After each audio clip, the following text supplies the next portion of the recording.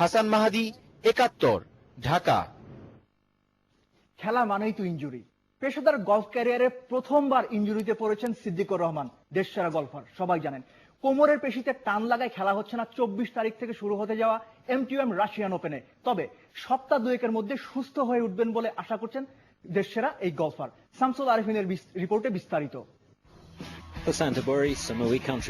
সিদ্দিক সব শেষ টুর্নামেন্ট খেলেছেন গেল জুনের ৮ তারিখ। থাইল্যান্ডের ওই কুইন্স কাপ জিততেও হাতছাড়া করেছিলেন।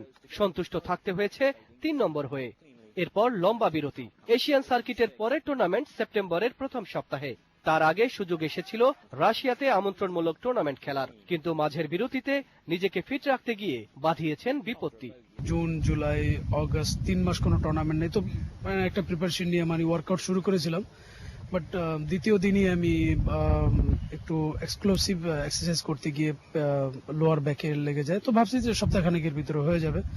গত পরশুদিন ডাক্তারের সাথে দেখা করলাম, বললো যে আর সপ্তাহখানেকের ভিতরে এটা ঠিক হয়ে যাবে। নতুন নতুন কিছু স্ট্রেচিং দিল, তো আমিও অনেক কমফোর্টেবল ফিল করতেছি।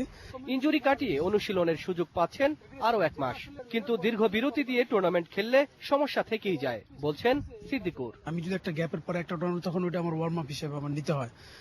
অনেক ভালো ওরকম আমি আশা করতে পারি না, তো যার কারণে একটু শর্ট গ্যাপ হলে ভালো। তো এখন যেহেতু আগামী ১ মাস সময় আছে, তো ওইভাবে সুন্দরভাবে প্রিপারেশন নিতে পারবো। অপরিকল্পিত শিডিউলে ৩ মাসের বিরতির পর সেপ্টেম্বর থেকে ডিসেম্বর পর্যন্ত টানা ১৬টি টুর্নামেন্ট আয়োজন করবে এশিয়ান ট্যুর। শামসুল আরিফিন, ৭১।